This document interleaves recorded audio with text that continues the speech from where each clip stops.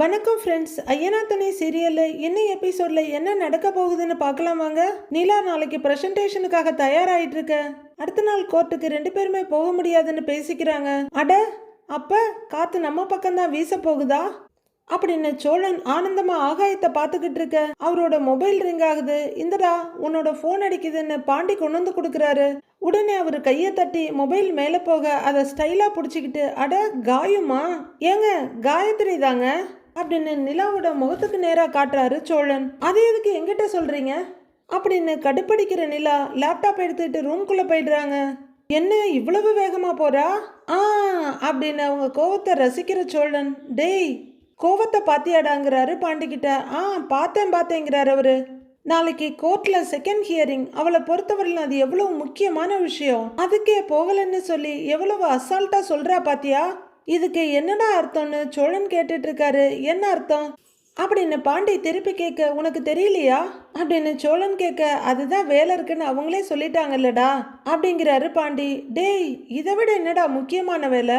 Divorce வேணும்னு சொல்லி எவ்வளவு சண்டை போட்டா. இப்போ நாளைக்கு ஹியரிங் வருது, போகலன்னு சொல்றாடா அப்படின்னு தன்னோட கனவுக்குள்ள மூழ்கிற சோழன், அவளுக்கு என்னை டிவோர்ஸ் பண்ண பிடிக்கலடா, இல்லைண்ணா இவ்வளவு அசால்ட்டா இருப்பாளா? நாளைக்கு ஹியரிங் போறதுக்கு இன்னைக்கே பைய தூக்கிக்கிட்டு குதிச்சிருக்க மாட்டா?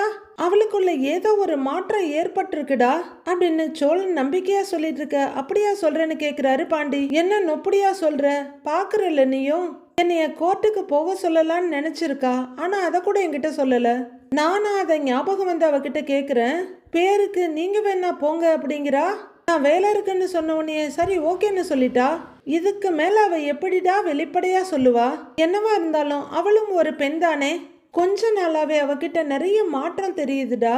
நீ வேணா பாரு, அடுத்த ஹியரிங் கூட அவ போகவே மாட்டா, அடிச்சு சொல்றேன் அப்படின்னு பாண்டியோட நெஞ்சில குத்துறாரு அதிமேதாவி சோழன். அவரு நெஞ்ச தடவிட்டு இருக்க, என்னடா பாரு நீ வேணா சீக்கிரமே டிவோர்ஸே வேணான்னு சொல்ல போற அவளே அப்படின்னு சோழன் சொல்ல, நீ சொல்ற மாதிரி அவங்களுக்கே ஏதாவது என்ன இருந்தா கூட நீ அதை கெடுத்து விட்டுருவியே அப்படின்னு பாண்டி சொல்லிட்டு இருக்க. மறுபடியும் மொபைல் ரிங் ஆகுது. ஏய் அப்படின்னுட்டு எடுத்து பாக்குறாரு சோழன். அந்த பொண்ணு கூப்பிட்டுட்டு இருக்க டிஸ்பிளேவை பாக்குற பாண்டி, டேய் நீ எதுக்குடா அந்த பொண்ணுகிட்ட பேசணும்? காயத்ரி தான் ஃபோன் பண்றான்னு அவங்கள கூப்பிட்டு வேற சொல்ற, என்னதான் நீ ட்ரை பண்ற அப்படின்னு பாண்டி கேட்க, டேய் காயத்ரின்னு பேர் சொன்ன உடனே அவ எப்படி கடுப்பானா பாத்தில்ல? நான் பேசுறது கேட்க கூடாதுன்னு எழுந்திரிச்சு போயிட்டாங்கிறாரு சோழன். அதை தான்டா நானும் கேட்குறேன். அவங்களுக்கு பிடிக்கலன்னு தெரியுதுல்ல, அப்புறம் ஏன் அதையே பண்ற? ஏய் அவங்களுக்கு உண்மையில ஒரு சின்ன அனுதாபம் இருந்தா கூட அதை நீயே கெடுத்துருவ போலையே அப்படின்னு பாண்டி சொல்ல, ஏய் இது அப்படி இல்லடா, பொண்ணுங்களுக்கு நாம கூடவே இருந்தா நம்ம அருமை தெரியாது. இதுவே நாம கொஞ்சம் விலகி போற மாதிரி இருந்ததுன்னு வையேன், அப்ப தெரியும் கையில இருந்தது எவ்வளவு பெரிய பொக்கிஷம்னு.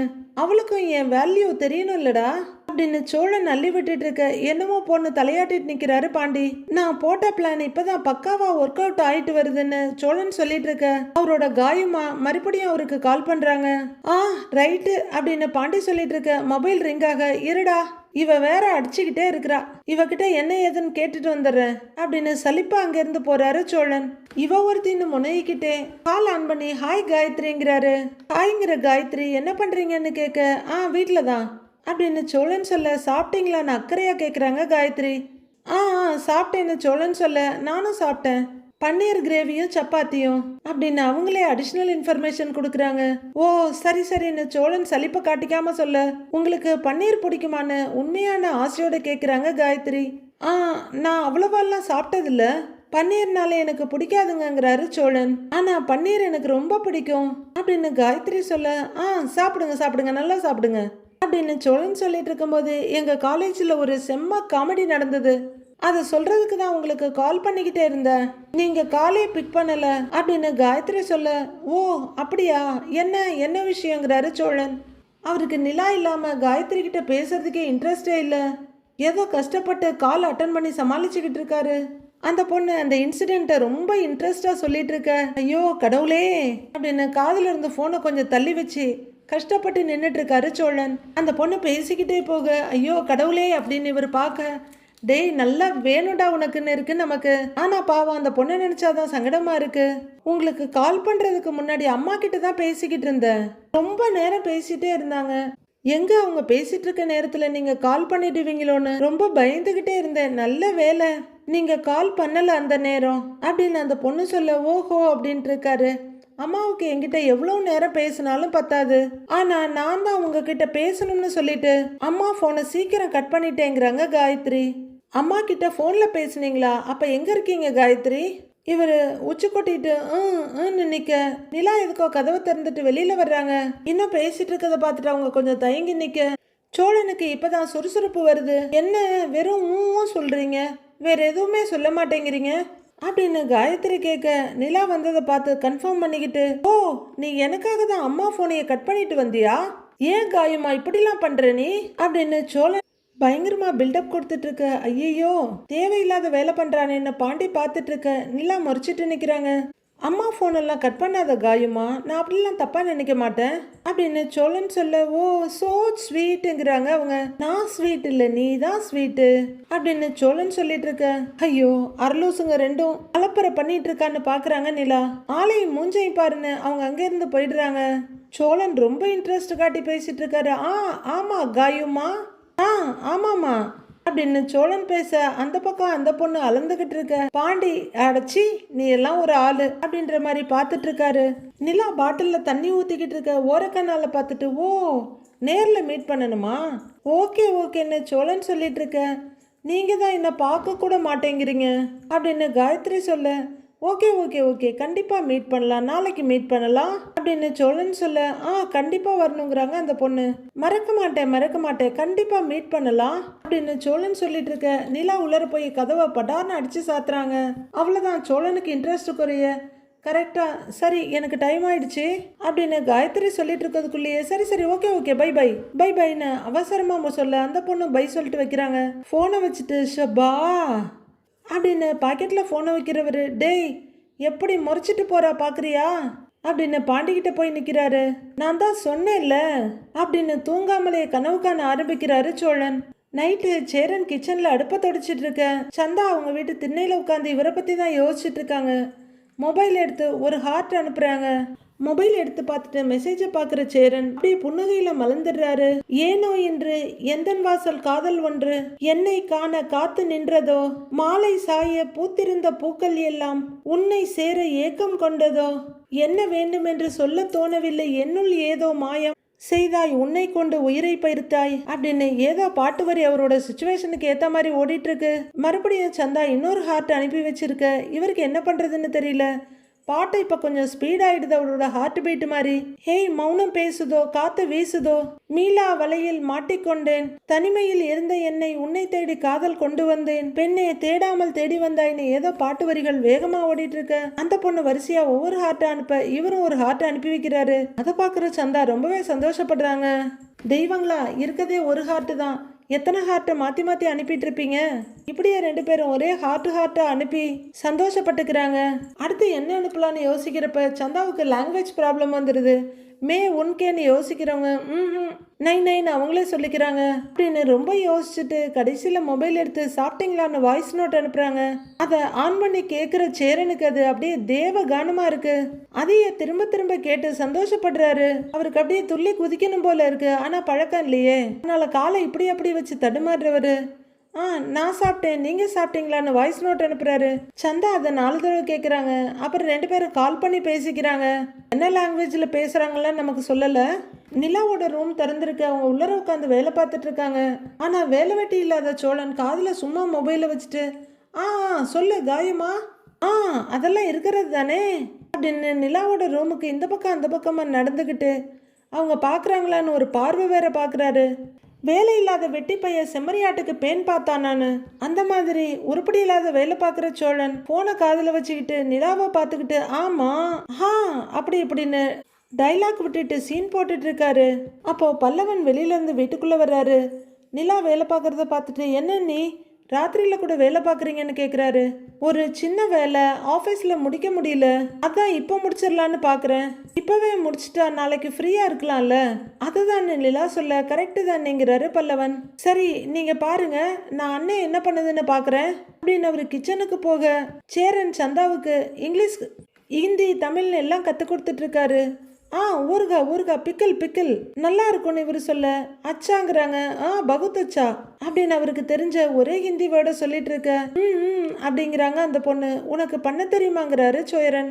முஜே நகி உங்களுக்கு தெரியும் அப்படின்னு சந்தா கேட்க, எனக்கு தெரியுமே, நான் நல்லா செய்வேன் அப்படின்னு சேரன் பல்லவன் வந்ததையோ அவர் முன்னாடி 2 நட நடந்ததையோ அதுக்கப்புறம் அவர் தண்ணி குடிக்கிறதையோ கண்டுக்காம பேசிக்கிட்டே இருக்காரு. சரி சோழன் எங்கிட்டயாவது பேசலான்னு அவர் வர அவர் ரூம்குள்ள இங்கேயும் அங்கேயும் நடந்துக்கிட்டு, அப்படியா உங்க வீட்டிலலாம் எப்படி? இல்ல அதுக்காக ஒன்றும் சொல்லல அப்படின்னு காயமா கிட்ட கடலை போட்டுட்டு இருக்காங்க. பல்லவன் அவரு ஒரு பார்வை பார்த்துட்டு திரும்ப நிலா சின்சியரா வேலை பார்த்துட்டு இருக்காங்க. அண்ணனையும் நிலாவையும் அவர் மாறி மாறி பார்த்துட்டு இருக்காரு. எப்பவுமே பிஸியாவே இருக்கிற மாதிரியே நீங்க சொல்றீங்க அப்படின்னு சோழன் பேசிட்டு இருக்க. பல்லவனோட பார்வை ஒரு தடவை கிச்சனுக்கு போயிட்டு வருது. அங்க கிச்சன் திட்டுல சாஞ்சுக்கிட்டு சேரன் பேசிட்டு இருக்காரு. இங்க ரூம்குள்ள மண்டை பிச்சுக்கிட்டு சோழன் பேசிட்டு இருக்காரு. நான் சொன்னேன்ல அதேதான் அப்படின்னு சோழன் திரும்பி கூட பார்க்காம போன்ல பேசிட்டு இருக்க. நொந்து போன பல்லவன் வெளியில வர்றாரு. அங்க பாண்டியும் போனை காதுல வச்சுக்கிட்டு வீட்டுக்கு குறுக்கையும் நெடுக்கையும் நடந்துட்டு இருக்காரு. அவரும் பல்லவனை கண்டுக்கவே இல்லை. தாடியை சொரிஞ்சுக்கிட்டு பயங்கர சீரியஸா பேசிட்டு இருக்காரு. அவர் யார்கிட்ட பேசுறாருன்னு தெரியல. 3 பேரையும் ஒரு ரவுண்டு பார்த்து முடிச்சுட்டு அடப்பாங்கண்ணே அப்படின்னு சலிப்போட பல்லவன் வந்து உட்காரு. ஏண்டா என்னடான்றாங்க நிலா. என்ன நீ பண்றது? எந்த பக்கம் போனாலும் போனை வச்சுட்டு அவங்கவுங்க ஆளுகிட்ட பேசிட்டு இருக்காங்க அப்படின்னு பல்லவன் சலிப்பா சொல்ல, யார சொல்றேன்னு கேக்குறாங்க நிலா. எல்லாரையும் தான் நீ சேரன் கிட்ட பேசலான்னு கிச்சனுக்கு போனா அப்படின்னு அவர் சொல்ல, அப்படின்னு நிலா பாக்குறாங்க.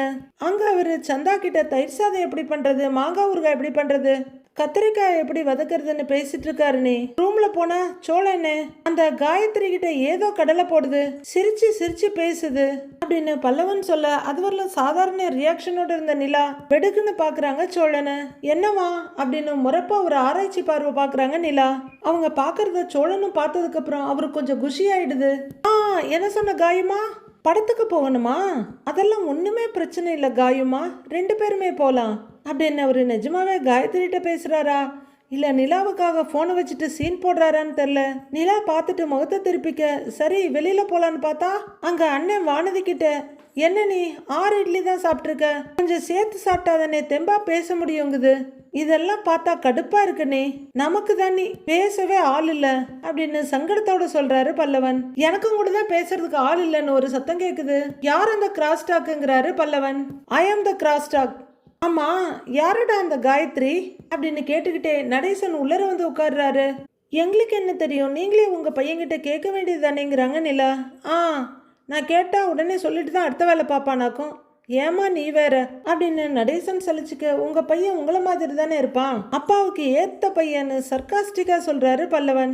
ஏய் நான் லாரி ஓட்டுவேன், அவன் ஓட்டுவானாடா, நானும் அவனும் ஒன்னான்னு ஏதோ கம்பாரிசனுக்கு போறாரு நடேசன்.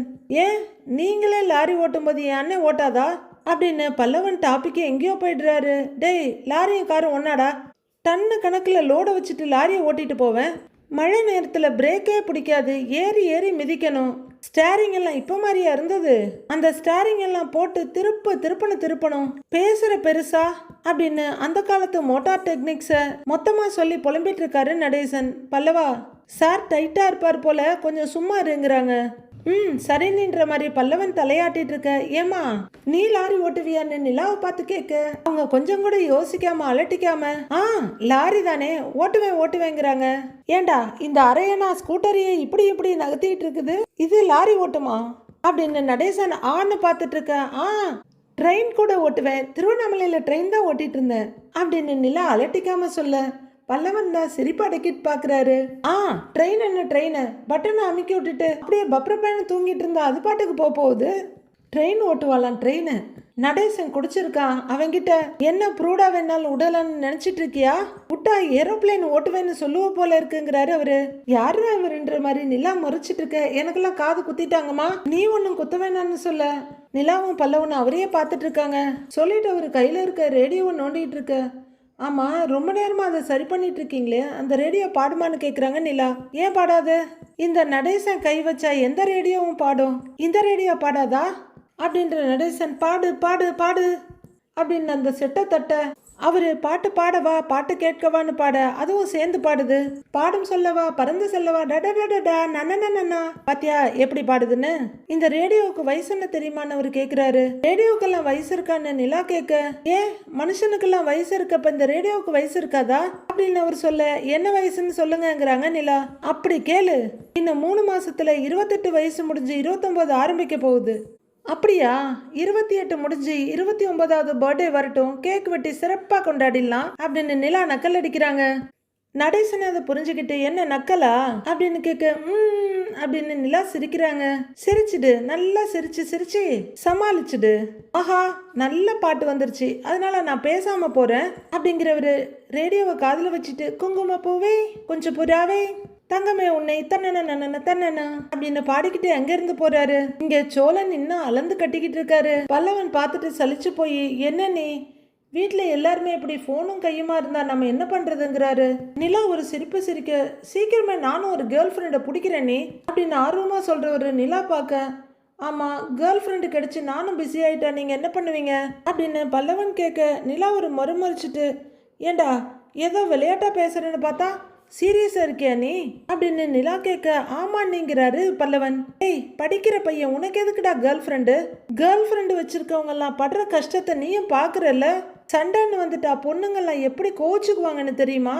அவங்கள சமாதானப்படுத்துறதே பெரிய வேலையா இருக்கும் அப்படின்னு நிலா சொல்ல, அண்ணி ஒரு பொண்ணா இருந்துகிட்டு நீங்களே இப்படி பேசலாமான்னு கேக்குறாரு பல்லவன். அதனாலதான் சொல்றேன், மாட்டிக்கிட்டா தப்பிக்கவே முடியாது, அது வரைக்கும் நீ கொஞ்சம் நிம்மதியா இருக்க பாருன்னு அட்வைஸ் பண்றாங்க நிலா.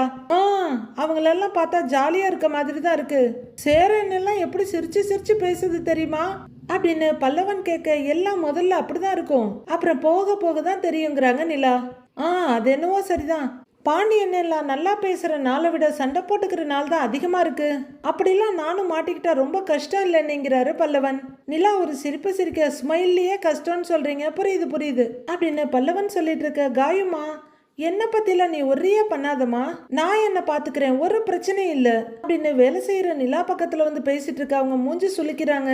அங்க வர்ற சோழன் சார்ஜரை கையில எடுக்க, அது ஒன்றும் இல்லை காயுமா, பேசி பேசி சார்ஜ் தீந்து போச்சா, சார்ஜர் எடுக்கலாமேன்னு வந்த, நீ சொல்லு சொல்லு சொல்லு, நான் சார்ஜில் போட்டுக்கிட்டே பேசுறேன் அப்படின்னு சொல்லிக்கிட்டே சோழன் மறுபடியும் நிலாவோட ஆப்போசிட் ரூமுக்கு போக, இந்த ஆள் சரியான இரிட்டேஷன் தாங்கிறாங்க நிலா பல்ல கடிச்சிட்டு. பார்த்தாவே காண்டாகுது இல்லனே அப்படின்னு பல்லவன் கேட்க, ஆமா அப்படின்னு கோவமா முறைக்கிறாங்க நிலா.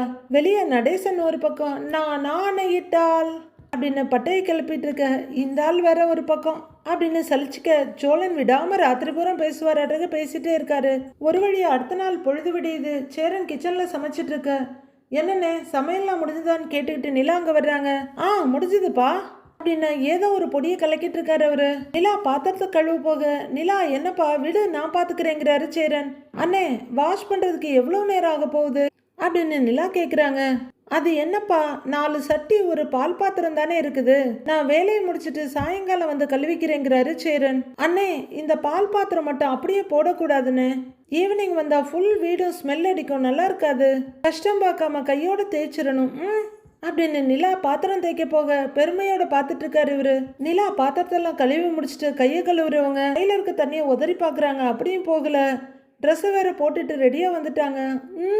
அப்படின்னு கையை உதறிக்கிட்டு இருக்க, என்னப்பா என்ன ஆச்சுங்கிறாரு சேரன். இல்லன்னு பாத்திரத்தை கழுவிட்டு மறந்து ஈரக்கைய ட்ரெஸ்லயே தொடச்சிட்டேன் அப்படின்னு நிலா சொல்ல, இதுக்குதான் முதல்லயே சொன்னேன், நல்லா ரெடி ஆகி ட்ரெஸ் எல்லாம் ஈரம் பண்ணிட்ட பாரு அப்படின்னு சேரன் சொல்ல, பரவாயில்லண்ணே ஆஃபீஸ் போறதுக்குள்ள காஞ்சிரும்னு நினைக்கிறேன், பாத்துக்கலாம் நிலா சொல்ல சரின்னு தலையாட்டுறாரு. பல்லவன் அவசரமா சாப்பிட்டு முடிச்சாச்சு அப்படின்னு பிளேட்டை கொண்டு வந்து விளக்குற இடத்துல போட்டு கையை கழுவிட்டு வர்றாரு. பல்லவா அப்படின்னு கூப்பிட போற பல்லவன் திரும்பி என்ன நின்னுறாரு. பல்லவா நான் உங்ககிட்ட என்ன சொல்லியிருக்கேன் நிலா கேட்க, என்ன சொன்னீங்கன்னு கேள்வியா பாக்குறாரு அவரு.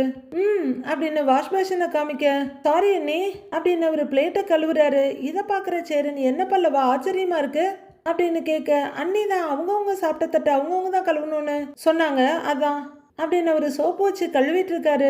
நல்ல விஷயம்ப்பா, இத்தனை நாளா சொல்ல எனக்கு கூட தோணல பாரு அப்படின்னு சேரன் சொல்ல, அண்ணே இவ்வளோ நாள் எப்படியோ போயிடுச்சு, இனி கொஞ்சம் கொஞ்சமா பாதி வேலையை இவங்களுக்கு பிரிச்சு கொடுத்துட்டு உங்களை ஃப்ரீ பண்ணிக்க பாருங்க அப்படின்னு நிலா சொல்ல, இருந்தாலும் பாவம்ப்பா சின்ன பசங்கங்கிறாரு சேரன். யாரு சின்ன பசங்க? பல்லவனை தவிர இந்த வீட்ல யாருமே சின்ன பசங்க கிடையாது.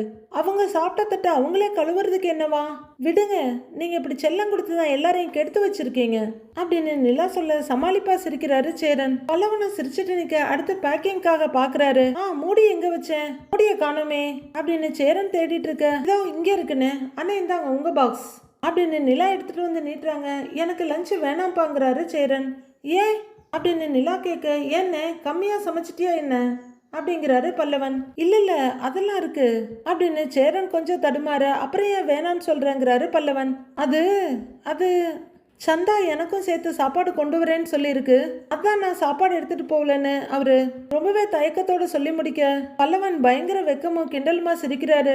பாடுறான்னு நிலாவும் சிரிக்க இவருக்கு வெக்கமாயிடுது. ரெண்டு பேரையும் மாறி மாறி பார்த்துட்டு என்னப்பா சிரிக்கிறீங்கிறாரு சேரன். தப்பா எதுவும் சிரிக்கலன்னு சந்தோஷமா தான் சிரிச்சோம். உங்களை இப்படி பார்க்க நல்லா இருக்கு. எல்லாருக்குமே எப்பவுமே நீங்க தான் பார்த்து பார்த்து செய்வீங்க. இப்ப உங்களை கவனிச்சுக்க ஒரு ஆள் வந்துட்டாங்க, அதான் சிரிச்சோங்கிறாங்க நிலா. நான் வேண்டான்னு தான்ப்பா சொன்னேன், ஆனா சந்தா தான் அதை சமைச்சதுதான் சாப்பிடணும்னு சொல்லிருச்சு அப்படின்னு சேரன் சொல்ல, ஏன் உன் சாப்பாடு பிடிக்கலையாமான்னு கேட்குறாரு பல்லவன். அப்படி இப்படிதான் சொல்லுவாங்க, அவங்களுக்கு ஏன் சாப்பாடு ரொம்ப பிடிக்குங்கிறாரு சேரன். அப்புறம் என்னன்னு நீ எடுத்துட்டு போனே அப்படிங்கிறாரு பல்லவன். அது நான் சாப்பாடு எடுத்துட்டு போனா நான் கொண்டு போற சாப்பாட்டை சாப்பிட்டுறேனா, அவங்க கொண்டு வர்றதை சாப்பிடுறது இல்லையா, நான் கம்மியா தான் சாப்பிடுறேனா, அதனால என்னை கொண்டு வர வேணான்னு சொல்லிட்டாங்க, நானும் சரின்னு சொல்லிட்டேன் அப்படின்னு கொஞ்சம் வலிசலோட முடிக்கிறாரு சேரன்.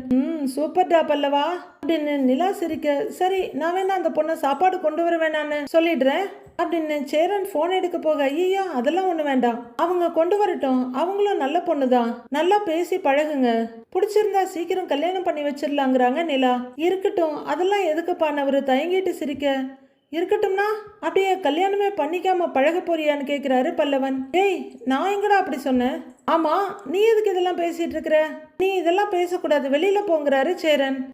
உன்ன இதை ஒன்று சொல்லிருந்தேன் அப்படின்னு பல்லவன் சொல்ல, இந்தா இதை நீ எடுத்துட்டு போய் உன்னோட பேக்ல வை, போப்போ அப்படின்னு பல்லவனை விரட்டுறாரு சேரன். நல்லா இருக்கும்ல அப்படின்னு அவர் கேட்க, நல்லா இருக்கும்டா, அன்னை சமையலை பத்தி உனக்கு தெரியாதாங்கிறாரு சேரன்.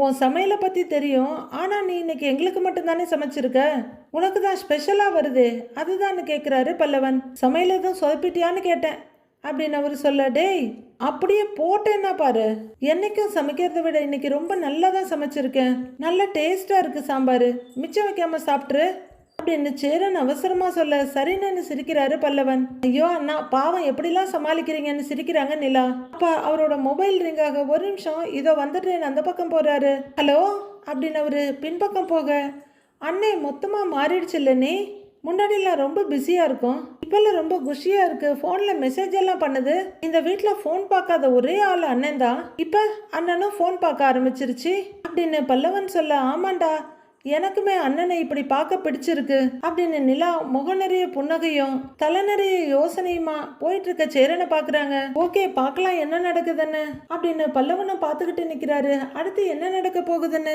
வர எபிசோட்ல பார்க்கலாம் ஃப்ரெண்ட்ஸ்.